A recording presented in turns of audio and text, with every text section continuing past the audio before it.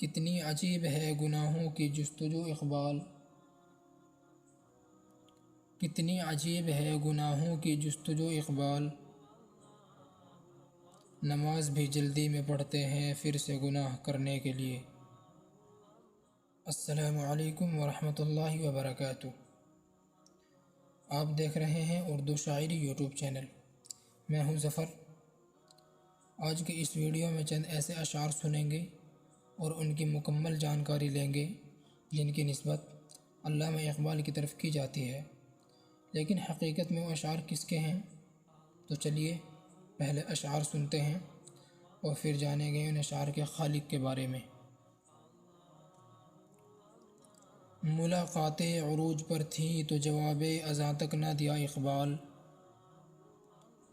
ملاقاتیں عروج پر تھیں تو جواب اذاں تک نہ دیا اقبال، صنم جو روٹھا ہے تو آج مؤذن بنے بیٹھے ہیں، نہ کلمہ یاد آتا ہے نہ دل لگتا ہے نمازوں میں اقبال،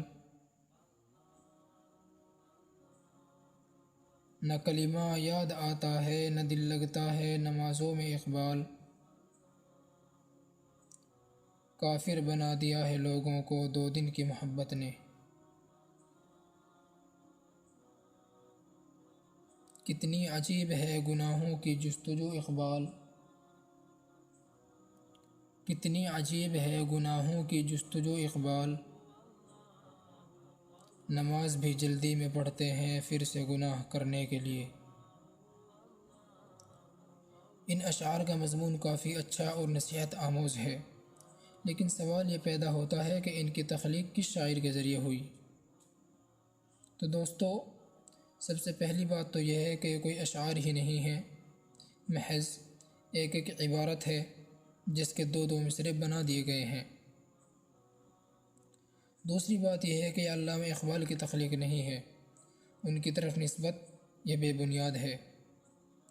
البتہ اتنی بات ضرور کہوں گا، جس کسی کا بھی یہ مضمون ہے، عوام الناس کا عام طور سے اور نوجوانوں کا خاص طور سے بہت اچھا نقشہ کھینچا ہے۔ ہماری نوجوان نسل کا بالکل یہی عالم ہے۔